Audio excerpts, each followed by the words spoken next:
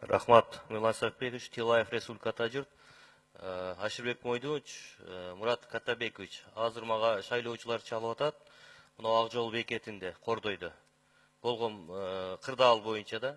Ал жерде казак тараптан 5-6 машинени өткөзүп атса, биз тараптан 2 эле машина өткөзүп атат дейт да. Анан искусственный очередь түзүп, 1000 сомдон 2000 сомго ошол жерде ортомчулар жүрөт дейт, посредниктер. Ошону тез арада көзөмөлгө алыңыздар. Бул маселе уже качандан бери көтөрүлүп атат. Качанга чейин уят да.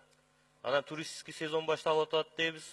Мынтип атсак турист эле өзүнүн жарандары өтө албайт. Андан сырткары Ошто Достук бекетинде да ушундай маселе.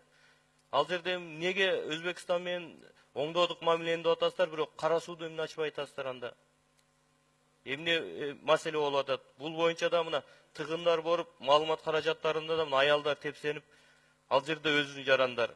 Ошондо тез көзөмөлгө алып, керекпи анда Кара суу бекетинде ачыш керек да, же бир кызыкчылыктар барбы?